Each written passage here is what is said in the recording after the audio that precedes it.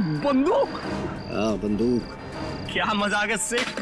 ये मजाक नहीं और ना ही ये कोई खिलौना है, ये असली बंदूक है और चलती भी है। और इसीलिए तो अगली गोली तेरे सीने के पार ठोकती है। सर, मुझे क्यों मारना चाहते हैं? मैंने तो हेल्प की आपकी। इसीलिए तो अब तुम मेरे लिए खतरा बन चुके हो और मैं खतरों को पालता नहीं हूँ, उन्हें खत्म कर देता हूँ। फिनिश। बाय जगन।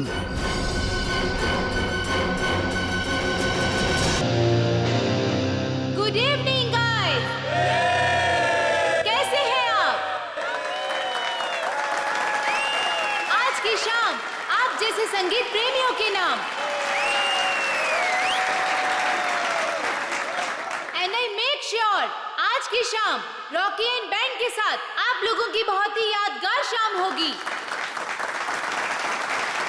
तो हो जाइए तैयार रॉक एंड रोल करने के लिए रॉकी के गानों के साथ।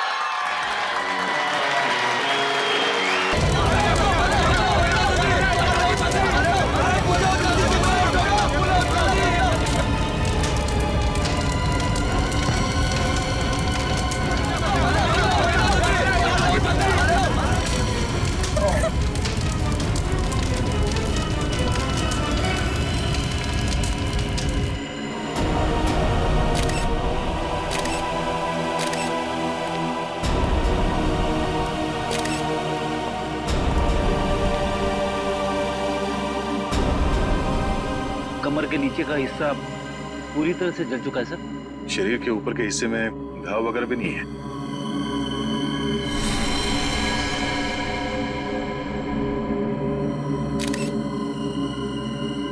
क्या स्टेज पे किसी भी चीज को हाथ तो नहीं लगा किसी ने?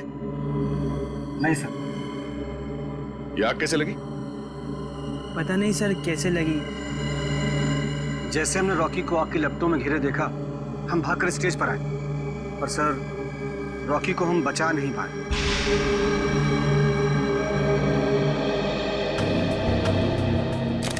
आप लोगों ने किसी को ये आग लगाते हुए देखा? नहीं सर। या कोई जलती हुई चीज स्टेज पे फेंकते हुए देखा किसी को? बड़ी अजीब बात है, स्टेज के बीचों बीच अचानक आग कैसे लग सकती है? स्टेज में कुछ है। एक काम करो, स्टेज को अच्छी तरह से चेक करो।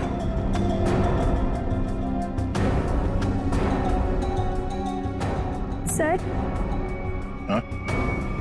मैं कुछ कहना चाहती हूँ। क्या बताना चाहती हो?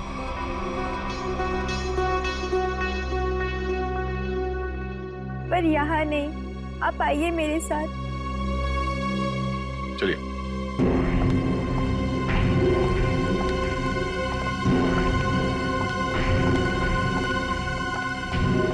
बोलो, क्या बताना चाहती हो? मुझे शक है कि किसी ने उसका खून किया है। किसने खून किया? कौन है वो? सर वो कौन है ये तो नहीं पता, लेकिन कुछ दिनों से हमारे बैंड को धमकी भरे लेटर्स भेज जा रहे थे। धमकी भरे लेटर्स? हाँ, और वो सारे लेटर्स रॉकी के नाम पर भेजे जा रहे थे, वो भी खून से लिखे हुए। क्या आप हमें वो खून से लिखे हुए लेटर्स दिखा सकती हैं? हाँ सर, मैं अभी लेकर आती हूँ। प्लीज। सर, अगर लेटर्स भेजने वाले ने आग लगाई है तो इसका मतलब है कि शो के दौरान वो ऑडिटोरियम में मौजूद था। हाँ पूर्वी, लेकिन उसने आग लगाई कैसे ये पता लगाना जरूरी है। मिला रेडी? तो ये देखिए, नीचे से एक वायर का तार निकला हुआ है। तार निकला हुआ है स्टेज के नीचे से?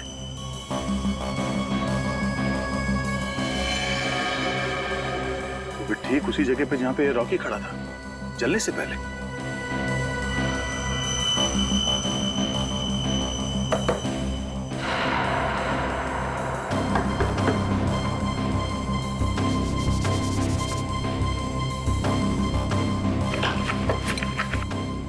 स्क्रूड्राइवर देना।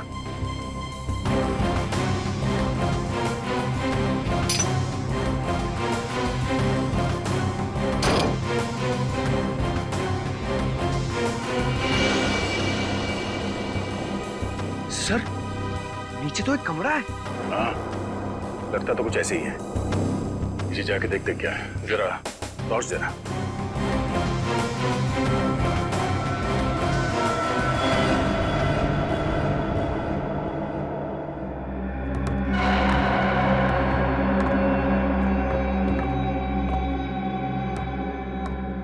अरे ये कैसा छुपा हुआ कमरा है सर? पूरे कमरे में धूल मिट्टी पड़ी हुई है। ये कलाकारों के लिए अलग से बनाया हुआ कमरा है। यहाँ से स्पेशल एंट्री दिखाते हैं। सर खूनी ने स्पेशल एंट्री के लिए बनाए दरवाजे का बड़ी होशियारी से इस्तेमाल किया है। सर ये देखिए, ये वायर ऊपर से नीचे आ रही है सर। ये वायर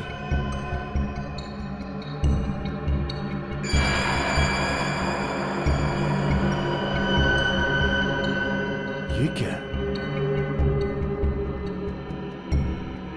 चिपचिपा सा।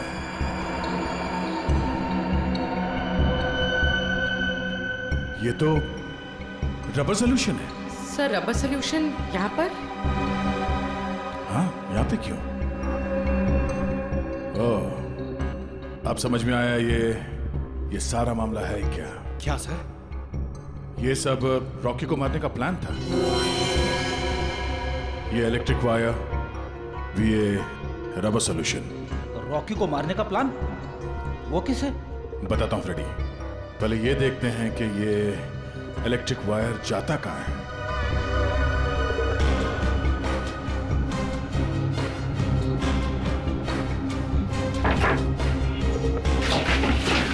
संभाल के।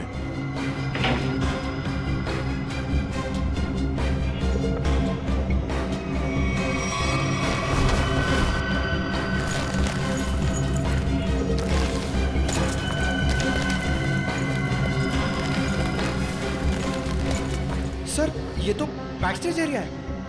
वो देखिए, एक्स्ट्रा ड्रम्स और गिटार भी दिख रहे हैं।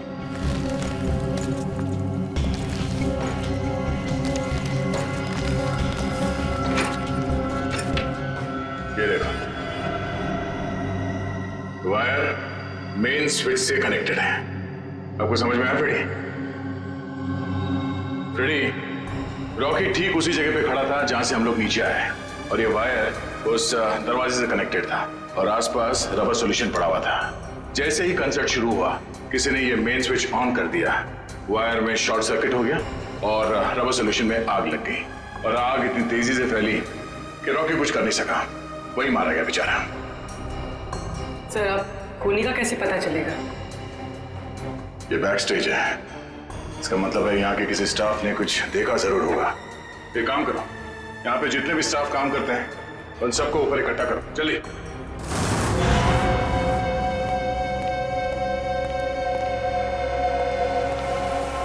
सब लोग आ गए? अच्छा एक बात बताओ, शो स्टार्ट होने वाला था या फिर शो स्टार्ट हो चुका था? उस वक्त आप में से किसी ने स्टेज के पीछे जो कॉरिडोर है उसमें जो इलेक्ट्रिक स्विच बोर्ड है उसके आसपास किसी को देखा था? स्विच बोर्ड के पास? वो क्यों? क्योंकि किसी ने वायरिंग के साथ छेड़छाड़ की है और वही आदमी रॉकी की मौत का जिम्मेदार है। ओ नो सर, ये आप क्या कह रहे हैं? सर मैं तो स्टेज पर था रॉकी के साथ। और जो बैंड मेंबर्स परफॉर्म नहीं कर रहे थे वो लोग भी स्टेज पर खड़े थे रॉकी को चीयर करने के लिए। और तुम कहाँ? तुमने किसी को देखा स्विच बोर्ड के पास जाते हुए? देखो, घबराओ मत, सोच के बताओ। हाँ, शो शुरू होने से पहले आखिरी बार तुमने कॉरिडोर में किसको देखा था?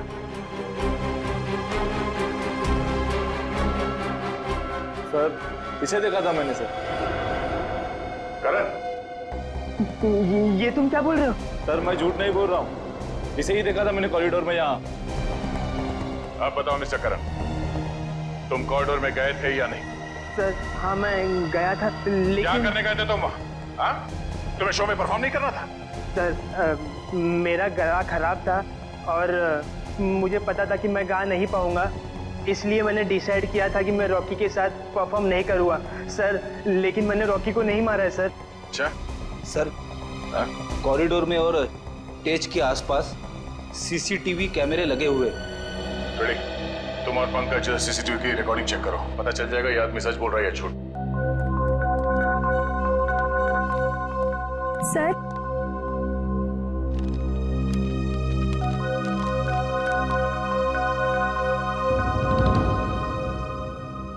वाकई ये लेटर्स तो फोन से लिखे हैं।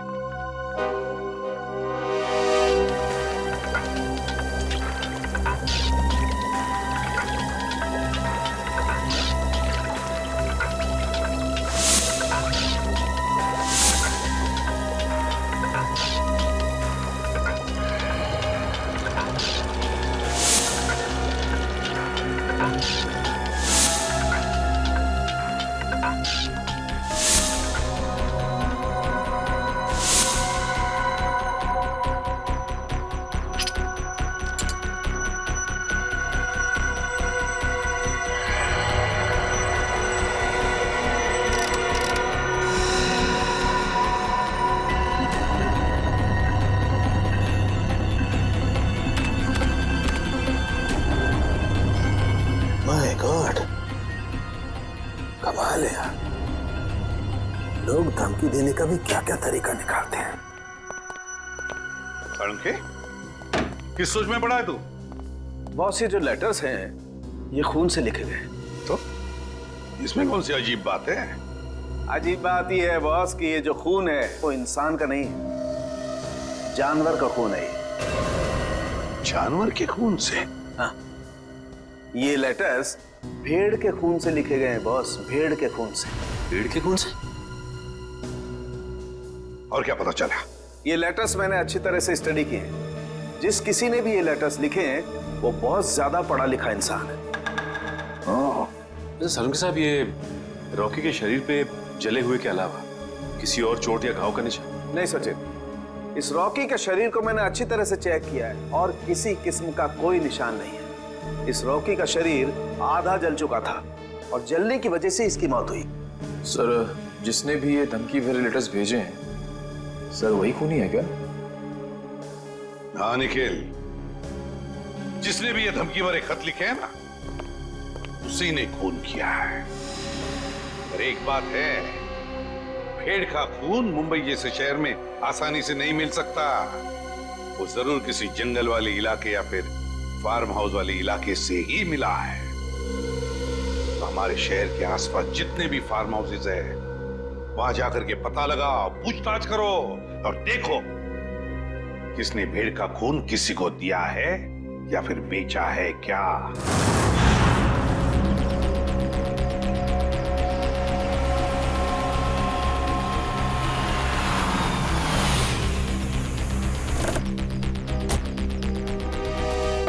सर शहर के आसपास 2 ही फार्म्स हैं जहाँ पे भेड़ बकरियां पाली जाती हैं। एक पनवेल में है सर, जहाँ में कुछ पता नहीं चला। दूसरा ये है सर। चलो देखते हैं, शायद यहीं से कुछ पता चल जाए। सर, ये आदमी जो भी हो, उसने वो चिट्ठी भेड़ के खून से क्यों लिखी? पूर्वी, आदमी बहुत चालाक है। ये सब उसने हमें गुमराह करने के लिए किया है। वो देखो, उस आदमी से पूछते हैं। भाई साहब, ओ भाई साहब, क्या भेड़ आप ही पालते हैं? हाँ, हम ही लोग पालते हैं। पर आप लोग? हम लोग सीआईडी से। सीआईडी? जी हाँ, सीआईडी। आपसे कुछ पूछताछ करने की। देखिए, घबराइए मत। पूछिए, क्या पूछना चाहते हैं आप लोग? अच्छा, ये बताइए कि आपसे भेड़ खरीदने तो बहुत लोग आते हो, क्या कोई भेड़ का खून खरीदने आया था आपसे? भेड़ का खून? जी हाँ, भेड़ का खून। नहीं साहब, ऐसा तो कोई आदमी नहीं आया। अपने इन आदमियों से पूछिए जो काम कर रहे हैं, शायद इन्हें कुछ पता हो। तुम दोनों आओ। जी साहब। अच्छा, ये बताइए कि आपसे कोई भेड़ का खून खरीदने के लिए आया था क्या? देखो, घबराओ मत, जो कुछ तुमको पता है सब कुछ सच सच बताओ। साहब, वो कुछ दिन पहले एक आदमी भेड़ का खून लेने आया था साहब। क्या? तुमने मुझे क्यों बताया? गलती है, माफ कर साहब। वो उसके लिए उसने मुझे बहुत पैसा दिया था। बोला था कि कुछ दवाइयाँ बनाना, इसके लिए उसे भेड़ का खून चाहिए था। क्या तुम उसे पहले से जानते थे? नहीं, मैं पहली बार मिला था। उसके बारे में और कुछ याद है तुम्हें? उसका पहनावा या उसकी कोई आदत? हाँ, उसके पास एक महंगा फ़ोन था। वो बार बार फ़ोन को ही देख रहा था साहब। ऐसा फ़ोन मैंने कभी नहीं देखा। ऐसा क्या था उस फोन? नीले रंग का फोन था, उस पर स्टार बना हुआ था साहब, और उसके पीछे कुछ एल जैसा लिखा हुआ था साहब। 5-6 दिन पहले लोकम नाम की इंटरनेशनल कंपनी ने एक ऐसा फ़ोन लॉन्च किया है। अखबारों में उसकी काफ़ी चर्चा भी हुई थी। फिलहाल शहर में एक ही आउटलेट है इसका जहाँ ये फ़ोन मिलता है, लोखंडवाला में। रुकना एक मिनट सर।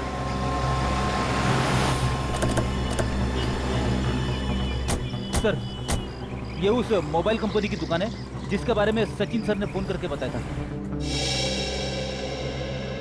सुनिए भाई साहब, हमें एक मोबाइल के बारे में कुछ जानकारी चाहिए जो हाल ही में मार्केट में आया है आपकी कंपनी का। कहीं आप लोकम की बात तो नहीं कर रहे हैं? हाँ, लोकम का नीले रंग का फोन, पीछे एल लिखा हुआ और आगे स्टार बना हुआ। कहीं आप इस फोन की बात तो नहीं कर रहे? हाँ, इसी फोन की बात कर रहे हैं। बोलिए साहब, क्या जानकारी चाहिए? सबसे नया मॉडल है, 10 दिन पहले ही लॉन्च हुआ है। आपको चाहिए तो अभी से बुक कर दूं? नहीं, हमें खरीदना नहीं। हमें ये पता करना है कि ये फोन किन किन लोगों ने खरीदा है। हमें उनकी लिस्ट चेक करनी है। और क्यों साहब? देखिए, हम CID से और एक खून के सिलसिले में तहकीकात कर रहे हैं। जी बिल्कुल। अभी तक हमने सिर्फ 12 PC बेचे हैं, कस्टमर का रिस्पॉन्स देखने के लिए।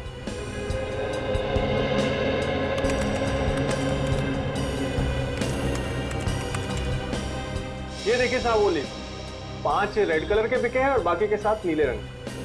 नीले रंग के फोन जिन लोगों ने खरीदे हैं उनके लिस्ट चेक करनी है। ये रही साहब लिस्ट। चेतन? लेकिन चेतन तो उस न्यू एज रॉक बैंड का मेंबर है, वो भला अपने ही आदमी का खून क्यों करेगा? ये तो चेतन ही बताएगा। फिर घर चलते हैं। जरा इस चेतन का एड्रेस है।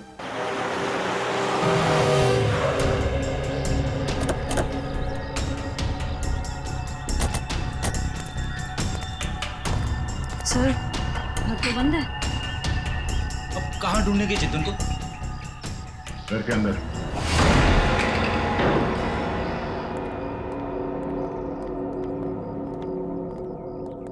घर के अच्छी तरह से तलाशी लो, देखो कुछ मिलता है क्या।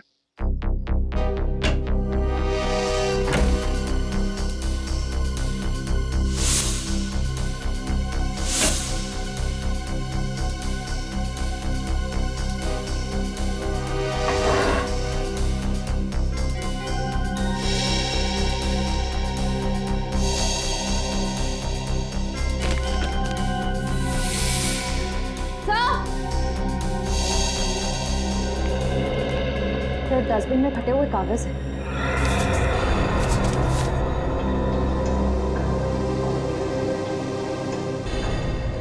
ये तो कोई ड्राइंग जैसा है।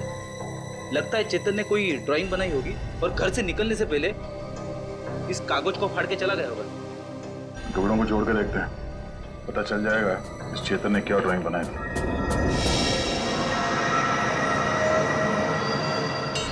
सर, ये तो कोई नक्शा या कोई ब्लूप्रिंट लग रहा है।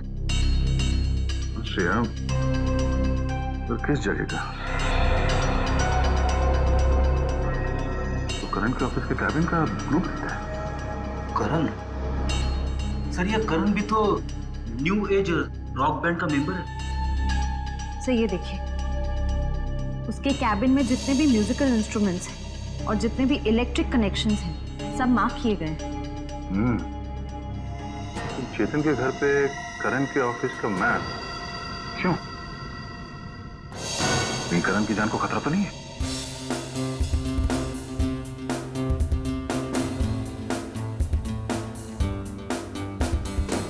रॉकी सर की बहुत याद आती है। उनकी आवाज में एक अलग ही जादू था। हाँ यार, वो एक अच्छे कलाकार ही नहीं बल्कि एक अच्छे इंसान भी थे।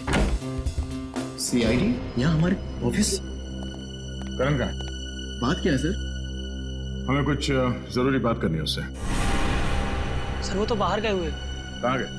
सर पता नहीं सर। अजीब बात है सर, स्टाफ को बिना बताए करण कहीं चला गया। करण का कैबिन कहाँ है? वो रहा सर। ठीक है, चलो। सर रुक जाइए सर। सर, करण सर के कैबिन में जाना मना है सर। चुपचाप मुंह बंद करके यहाँ पे खड़ा रहे। CID के काम में दखल देने का अंजाम जानते हो तुम? मगर सर, करण सर ने कहा अंदर केबिन में खतरा है, इसलिए सर किसी को वहाँ मत जाने देना। खतरा है? हाँ सर। फिर तो जरूर जाना पड़ेगा।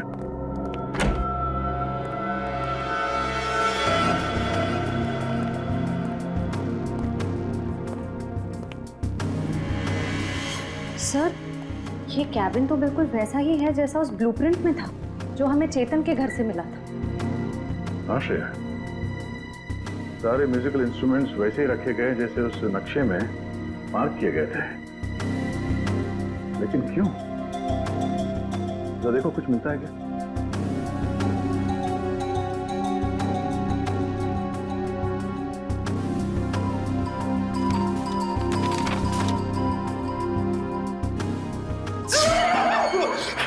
जाओ खड़ी।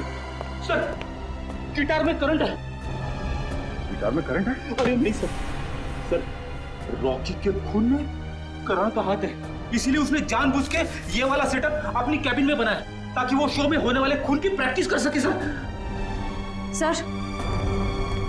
सर ये स्केच देखिए, इसमें म्यूजिकल इंस्ट्रूमेंट्स और इलेक्ट्रिक कनेक्शंस बिल्कुल वैसे ही हैं जैसे उस शो में थे। स्टेज और बैक स्टेज में भी सब ऐसे ही फिट किया गया था। ये सारा मामला समझ में आ रहा है। करण और चेतन इन दोनों ने मिलकर रॉकी का खून किया है। मगर सर, करण सर ऐसा क्यों करेंगे सर? वो तो पता चल ही जाएगा। पहले ये बताओ, इस कैबिन में करण के साथ कोई और भी आया था? नहीं सर, वो तो हर वक्त काम में बिजी रहते थे, दिन रात अगले शो की तैयारी में ही लगे रहते थे। सर उन्हें तो किसी से मिलने की फुर्सत तक भी नहीं थी। पर सर, उसने कहा था कि उसका गला खराब था, इसलिए उसने रॉकी के साथ उस शो में परफॉर्म नहीं किया। वो सब एक झूठ था। उसने हमारे सामने नाटक किया। उसने रॉकी का खून किया और रॉकी को रास्ते से हटा दिया, और अब अपना अलग से शो प्लान कर रहा है। करण का अगला शो कहाँ है? सर पूना में।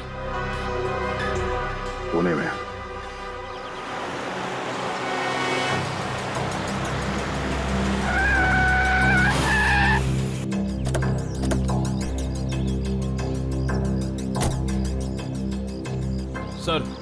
सर मोबाइल कंपनी के हिसाब से चेतन के फोन का आखिरी लोकेशन यहाँ पे ट्रेस हुआ है सर। सर इसी सुनसान जगह पर चेतन ही आया क्यों होगा? यहाँ आसपास तो कुछ भी नहीं है। कुछ तो जरूर है। हो सकता है चेतन यहाँ पे किसी से मिलने आया हो और उसके बाद यहाँ पे आके कहीं छिप गया। पर सर अब हम चेतन को ढूंढेंगे कैसे? वो देखो सामने छोटी सी दुकान दिख रही है ना, वहाँ चल के पूछते हैं।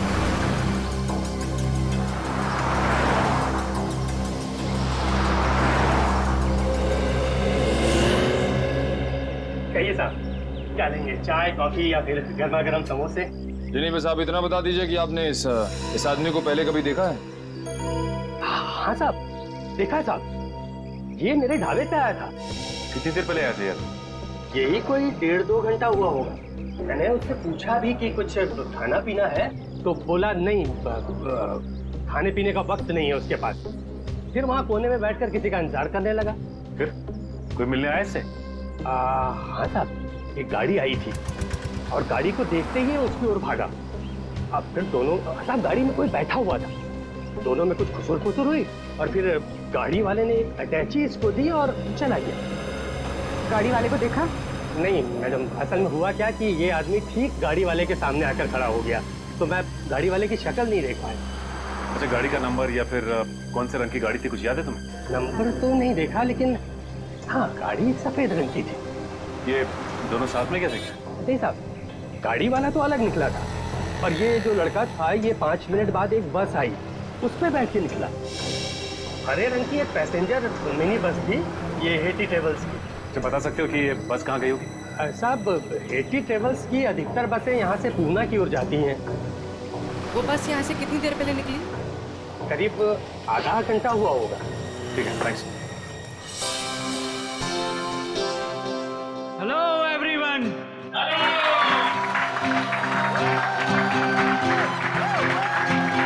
तो आखिरकार वो दिन आ ही गया जिस दिन का आप सबको बेसब्री से इंतजार था। तो अपने दिलों को थाम के बैठिए, क्योंकि अब आपके सामने आ रहे हैं आपके दिलों की धड़कनों को तेज करने the one and only mister करण।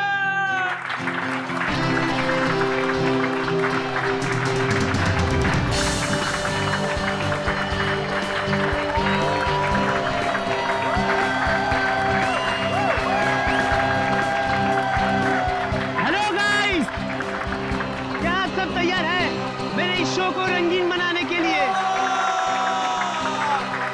क्या आप सब मेरे साथ झूमेंगे? मेरे साथ गाएंगे भी? नहीं।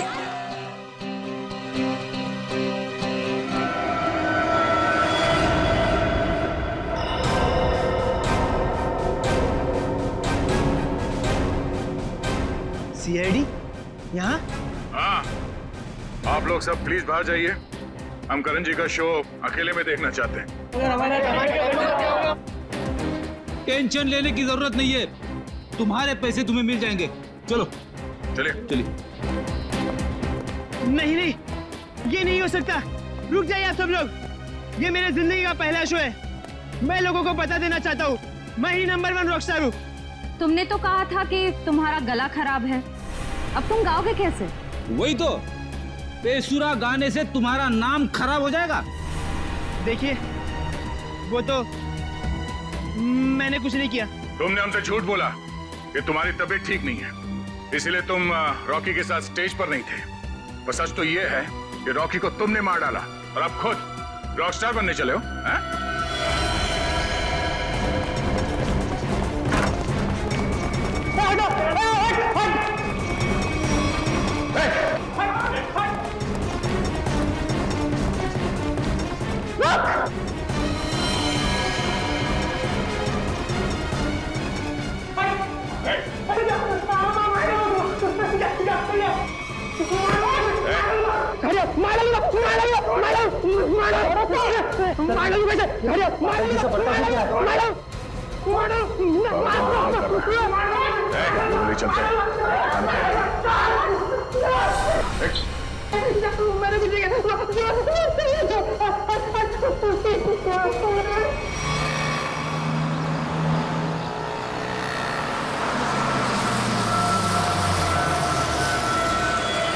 चलो चलो सब लोग उतरो, लास्ट स्टॉप आ गया। चलो चलो सब लोग उतरो, लास्ट स्टॉप आ गया। चलो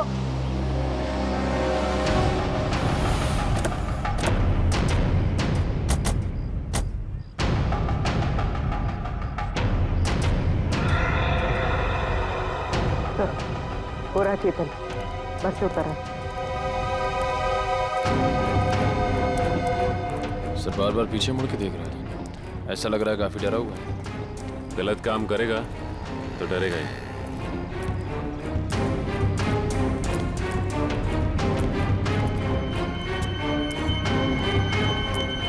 ठीक है।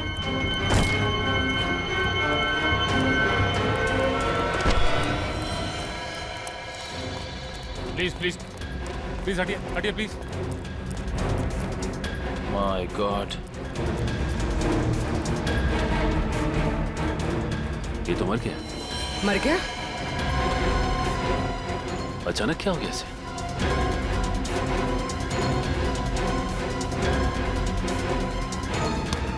सर, शरीर पे किसी भी घाव के निशान नहीं। फिर इसकी मौत हुई कैसे?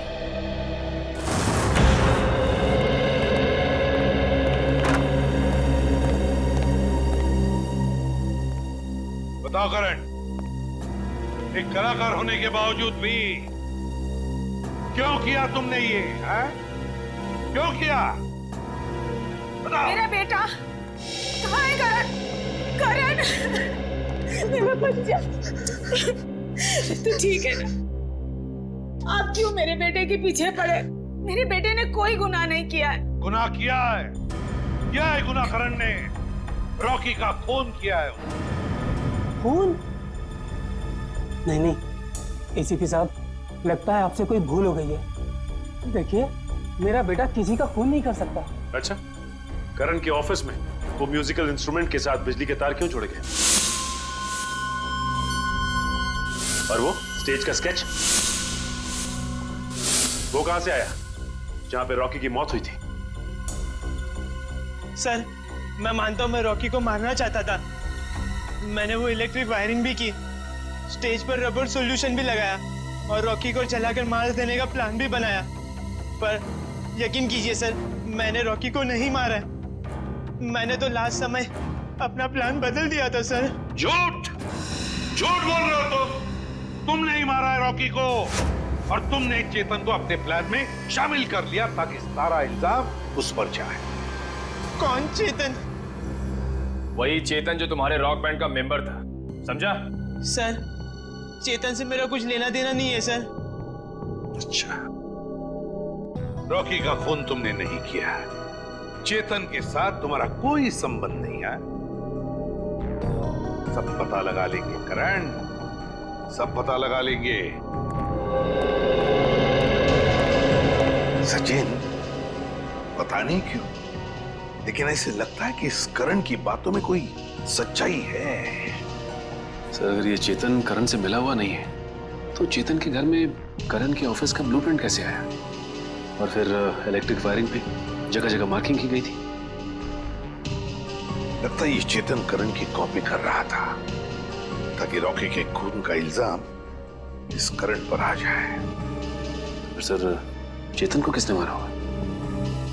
कोई और है सचिन, कोई तीसरा, जिसने चेतन के हाथों रॉकी को मरवा दिया और फिर अपना काम होते ही चेतन को भी ऊपर भेज दिया। पर है कौन ये तीसरा?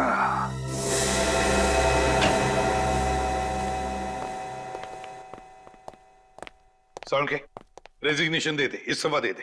क्यों दे दूं भाई इस्तीफा? क्योंकि तुझे अब तक पता नहीं चला कि चेतन को मारा कैसे। तुम्हें कैसे मालूम नहीं पता लगा पाया है? अरे यार, आधी बात पता चल चुकी है। तो फिर बता ना जल्दी। देखो, इसकी मौत जहर देने की वजह से हुई। क्या जहर दे? हाँ, जहर दे। अब जहर कैसे दिया गया है इस बात का पता लगना बाकी है। अभी पता लगता नहीं यार, 1 मिनट रुको ना यार तुम।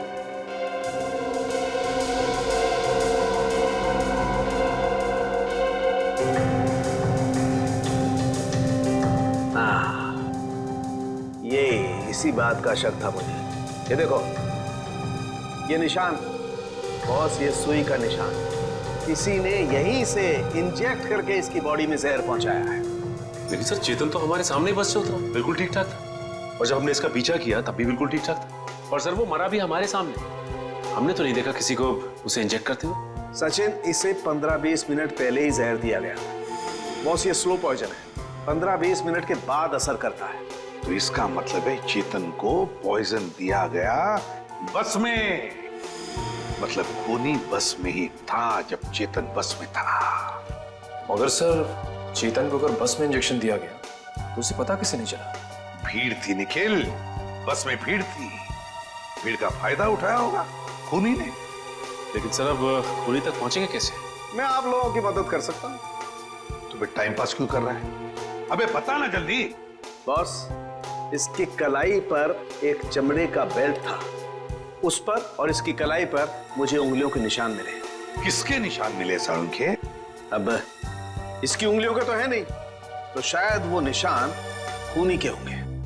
अगर ये उंगलियों के निशान खूनी के हैं तो फिर हुआ ये होगा कि जब खूनी चेतन को इंजेक्शन देना चाहता था तो किसी वजह से उसने चेतन की कलाई पकड़ ली, मगर कलाई पर था लेदर बैंड, तो बस आ गए उसकी उंगलियों के निशान उस लेदर बैंड पर। लेकिन सर, बस में तो बहुत सारे लोग थे, ये पता कैसे चलेगा कि वो उंगलियों के निशान हैं किसके? पता तो लगाना पड़ेगा सचिन कि वो उंगलियों के निशान हैं किसके। पता तो लगाना पड़ेगा। है एक तरीका है। दोस्तों, आप सबका बहुत बहुत स्वागत है हैट्टी ट्रैवल्स के एनुअल लकी ड्रॉ में। 12 दिसंबर को हमारी कंपनी की सालगिरह थी और 12 दिसंबर को जो लोग हमारी कंपनी की बस में ट्रैवल कर रहे हैं उन सबको मिलेगा एक तोहफा। मुझे तो इस कॉन्टेस्ट के बारे में पहले मालूम ही नहीं था। मुझे भी नहीं पता था, मैंने भी ये खबर अखबार में पढ़ी। देखते हैं आज सरप्राइज गिफ्ट क्या मिलता है। और उनमें से किसी एक लकी आदमी को मिलेगा जैकपॉट, जो कि है 2 लाख रुपए का। बस। लेकिन उससे पहले आपको एक छोटा सा काम करना होगा और वो है ये फॉर्म, साधारण सा फॉर्म, वो आपको भरना होगा। तो फिर देर किस बात की है? आइए एक एक करके फॉर्म भरिए और अपने अंगूठे का निशान छोड़कर जाइए इसमें। ये लीजिए।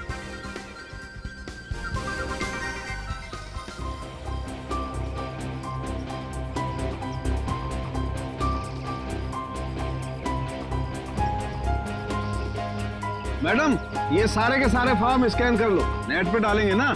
जी सर जी।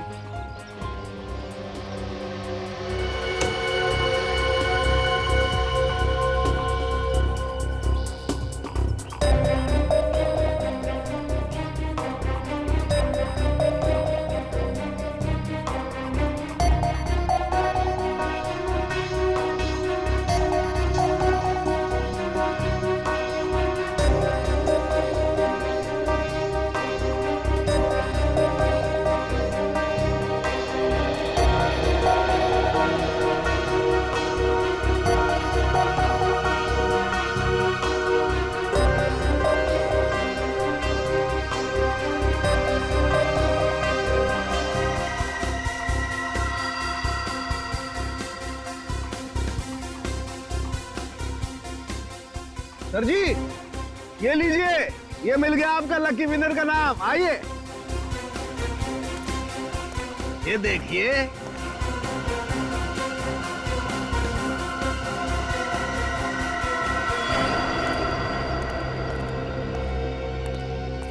दोस्तों, आप सबका इंतजार अब खत्म हुआ। अब हम घोषित करने जा रहे हैं विनर का नाम, जो कि है मिस्टर जगन। मैं जगन हूँ। मैंने जैकपॉट जीत लिया। मुझे विश्वास ही नहीं हुआ, मैंने 2 लाख रुपए जीते। 2 लाख। सर कहाँ लेना है? आपके लिए हमने और भी कुछ सोच के रखा। उससे भी बड़ा सर? उससे भी बड़ा क्या सर? जेल का। जेल? जगन बाबू, सारी जिंदगी जेल में रहने का इनाम। ये कैसा मजाक है? मैं जेल क्यों जाऊंगा? मैंने ऐसा क्या किया है सर? चेतन का खून किया है, जहरीली सुई चुभोकर।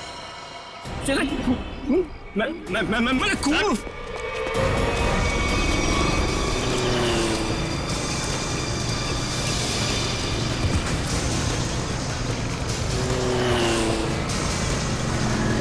तुम्हें पकड़ने के लिए इतनी बड़ी प्रतियोगिता रखी है, इनाम क्या तेरा बाप लेगा? सर मैंने कुछ नहीं किया सर मैंने कुछ नहीं किया। मैं छोड़ दो सर छोड़ दो मुझे सर। अब बोल, चेतन का खून क्यों किया तूने? सर मुझे पैसे मिलने थे उसके सर। कौन देने वाला था पैसे तुझे? आज रात को मिलेगा वो आदमी मुझसे सर। तो आज रात को हम भी मिलते हैं उससे।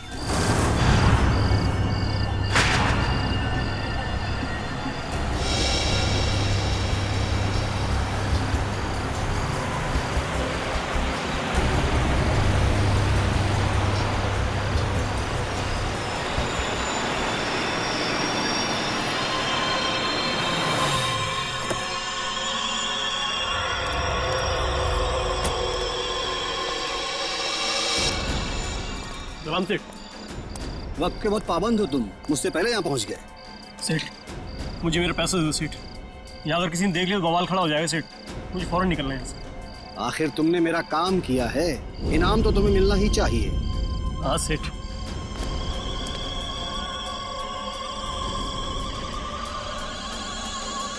ये रहा तुम्हारा इनाम, देखना चाहोगे?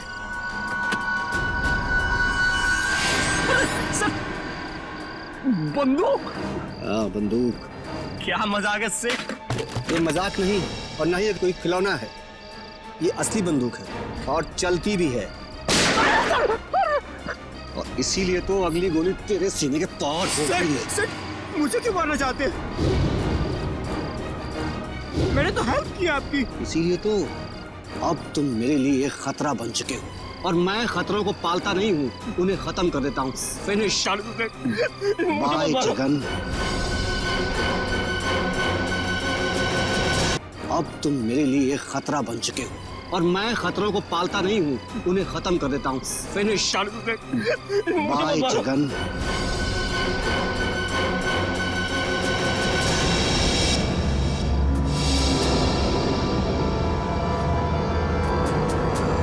परिमल जी,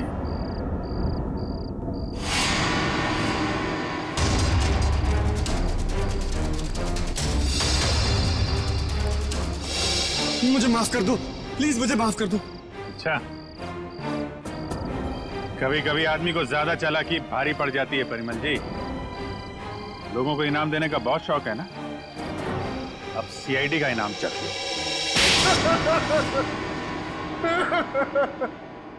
हाँ हाँ, मैंने ही मारा रॉकी और चेतन को।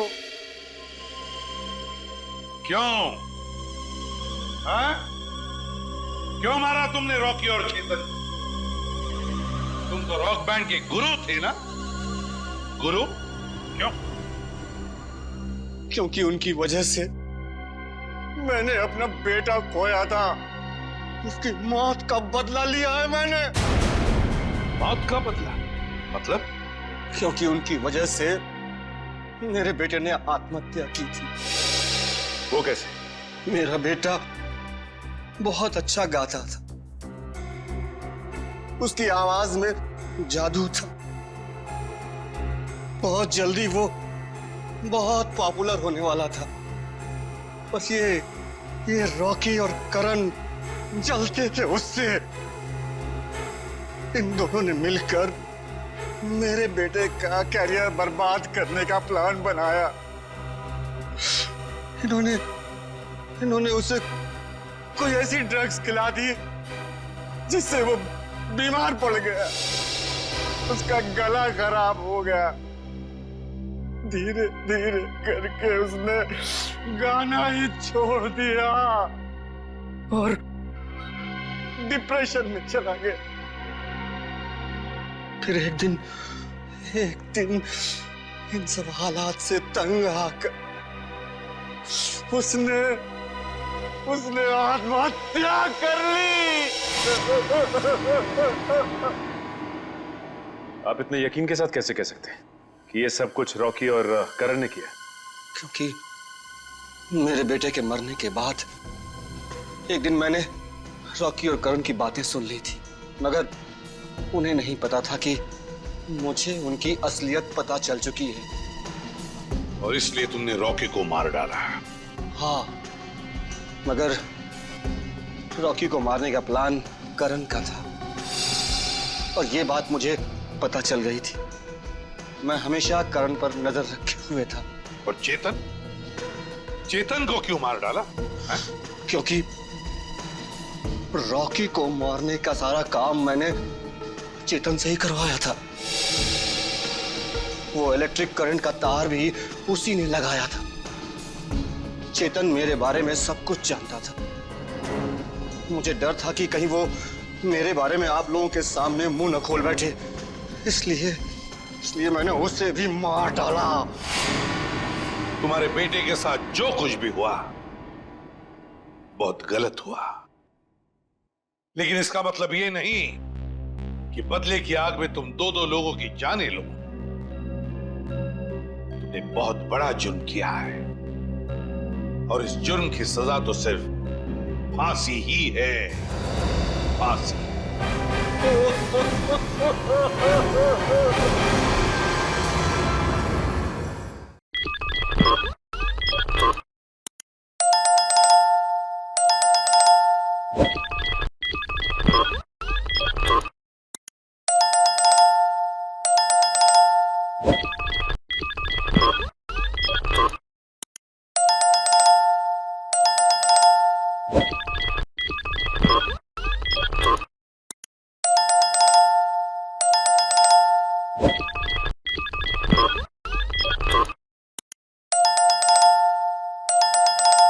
You